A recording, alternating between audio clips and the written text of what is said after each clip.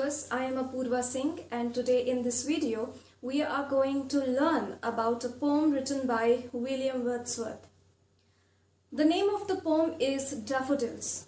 So before giving you all a detailed discussion on the poem, let me give you a brief introduction of the poet. William Wordsworth is considered to be one of the eminent English poets. He came into limelight with his publication of lyrical ballads in 1798. This work was composed in collaboration with Samuel Taylor Coleridge. This composition marked the beginning of the Romantic era. Wordsworth believed to have a great affinity with nature and man. He believed that there is an invisible bond between man and nature. He also was one of the leaders of those times. The language which he used in his poems were a common man's language, which was very easy to be understood. His best among all his works are Daffodils, the Prelude, Tintanabe, the Solitary Reaper. And one important point to be remembered here about Wordsworth is that his poems or his works were never imaginary. He always experienced, his real life experiences were being written in his poems. And one such poem is Daffodils. He got an inspiration to write this poem when he was walking through the woods with his sister Dorothy. So this poem is an outcome of his actual, a visualization rather than imagination. It is said in the poem that he sees a host of golden daffodils. When he uses the word host, it makes us feel that these daffodils, they were considering Wordsworth as one of their guests.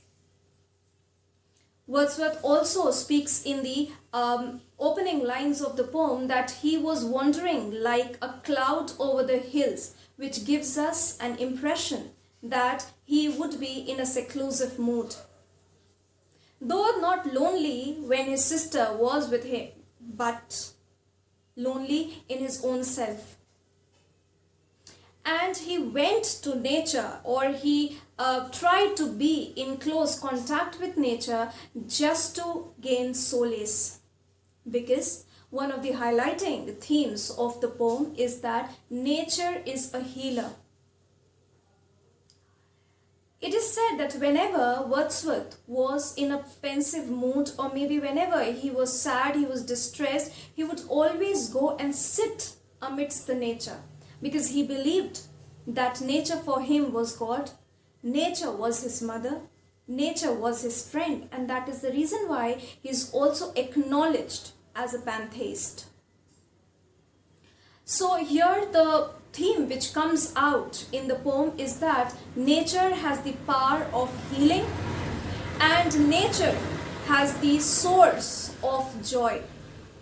How does a nature have the source of joy?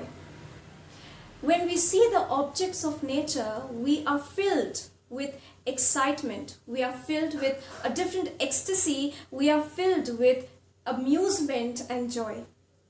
You look at the flowers, you look at the colors of the flowers, you look at rain, you look at cloud, you look at water. Everything will give you a sense of peace, a sense of solace.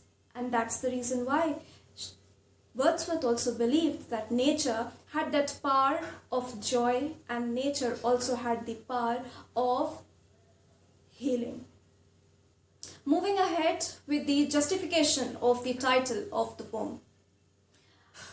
I feel that the title of the poem is absolutely justified because throughout the poem, right from the beginning line till the conclusion, we see that the poet is describing and discussing about the host of golden daffodils. And his encounter with these daffodils has become a reason for his continuous joy and happiness. It has taken him out, it has brought him out from his lonely mood, and now he is, whenever he sits in his vacant mood or in his pensive mood, or whenever he lies in his couch and he closes his eyes, he can see these golden daffodils. And it gives him a sense of happiness. Now, moving ahead with the lines of the poem and a little more details of it. So now here the poem is divided into 4 paragraphs, right? And these 4 stanzas have 6 lines each. As you can see in your textbook, the textbook which is being prescribed by the council, ICSE, right? I am using the Evergreen publication. So now here the poem is divided into 4 paragraphs, as I already told you, and it has 6 lines each with the rhyme scheme of A, B, A, B, C, C. I repeat, A, B, A, B, C, C. And many a times you will find the poet personifying the nature, and there are few metaphors also which he has used in the course of his writing. So now let us begin with the explanation. I'll be reading the first stanza and then I'll be giving you a detailed description of that, a detailed explanation of that. So, I wandered lonely as a cloud that floats on high over vales and hills, when all at once I saw a crowd. The word crowd here is highlighting. As a host of golden daffodils beside the lake, beneath the tree, fluttering and dancing in the breeze. So see, here in order to establish a unity between man and nature, the poet compares himself in the first line with clouds. And what is a cloud? A cloud is an object of nature. So here the poet is comparing himself with the cloud.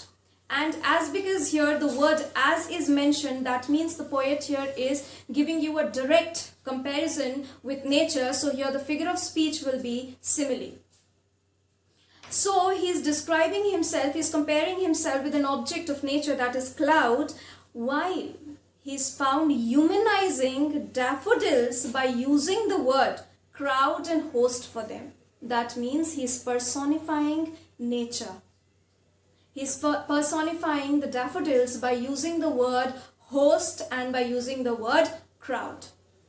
So here what he meant to say is that whenever he is in a sad mood, or right now when he was in a sad mood, he was wandering like the clouds around and he was floating over the hills like the clouds they do, and all at once he saw a crowd. That means he saw a huge number of daffodils, a host of golden daffodils beside the lake, beneath the tree. So these daffodils, they were sheltered under the tree. They were sheltered beneath the trees, fluttering and dancing in the breeze. So they were dancing, they were fluttering, which again gives you a happy sense. And how a person, he gets happiness even if he is lonely and he is sad. If he goes and if he tries to embrace nature. This is what the poet wanted to say here. Moving. Continuous as stars that shine and twinkle on the Milky Way, they stretched in never-ending lines along the margin of a bay. 10,000 saw I at a glance, tossing their heads in sprinkly dance. Now again the poet has used here simile when he says that continuous as stars they shine. So here who are shining like stars? The daffodils here are shining like the stars. So here the beauty of these daffodils is being compared with the twinkling of the stars. And he says that when he looks at these daffodils, he can see that these daffodils were in a never-ending line. They were stretched in a never-ending line. And when he gives one glance on it, he can see at a time 10,000 of them tossing their heads in the sprinkly dance. So the daffodils, they were enjoying, and with the joy of these daffodils, it captivated the heart of the poet too. and looking at these daffodils, even his mood transforms from being melancholic to being happy. The third paragraph, the waves beside them danced, but they outdid the sparkling waves in glee. A poet could not but be gay in such a jocund company. I gazed and gazed, but little thought what wealth the show to me had brought. So now this paragraph is very important. It also highlights the thought of Wordsworth when Wordsworth says that poetry takes its origination in imagination and in tranquility. Now he says that a man can write poem when he observes something and that stays back in his memory, and when in the tranquility, in his peaceful time, when he is absolutely alone, and that vision of whatever he has observed, whatever he has seen, when he pens it down in a sheet. So here this is what he says, that the waves beside them dance. So with the daffodils, the waves also, which were by the side of that lake, the water was also dancing, but they outdid the sparkling waves in glee. So it outdid the shine of the daffodils. The daffodils, the shine, the glitter, the glimmer of the daffodils were way beyond the shine or the glimmer of the water, the glittering water. A poet could not be gay in such a jocund company. So he says that a poet, any poet, whosoever would be there at that particular time, would be happy about it. To be in such a happy company, to be in such a jocund company, nobody can go this image or this visualization of the happy daffodils cannot go unnoticed by any poets around. I gazed and gazed, but little thought. So he kept on looking at those daffodils, and he could not give them value at that time. He could not understand the essence at that time. What wealth the show to me had brought. So what value it would have in his mind, he could not analyze, he could not value at that particular point.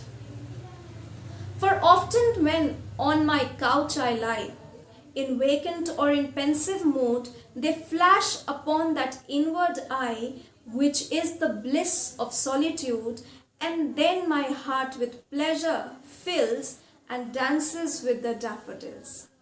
So now here he is saying that often when he sits, when he lies down in his couch, when he is alone, when he is in a solitary moment, and when he is in a pensive mood, when he is a little sad, or maybe when he is vacant, when he is not thinking about anything, or when he is not preoccupied with things around, he says they flash upon that inward eye. So the flashback of the memories go on. It sets on in his memory, and he thinks about these daffodils, the memories, the flashback of these daffodils, it starts running in his mind, and it gives him a blissful feeling, it gives him a happy feeling, it gives him a jocund feeling in his mind. And his heart is filled with pleasure and dances with those daffodils. Remember, in the beginning only he said that he found those daffodils dancing with the wind. So here, whenever he thinks about those daffodils, or whenever the image of the daffodils, it comes in his mind, it fills his heart with pleasure, and his heart begins to dance with those images of daffodils which comes in his mind. So you can understand by the last line of the poem, or the last stanza of the poem, that why do we say that the poetry, it gets its origin from the memories. Because whatever stays back in your mind, it becomes eternal. You cannot erase that. So whatever comes in your mind, it stays back, and that gives you an external, or maybe internal, or eternal happiness, you can say. Eternal means something which is going to last forever and ever. So thank you. If you like the video, please like, share and comment.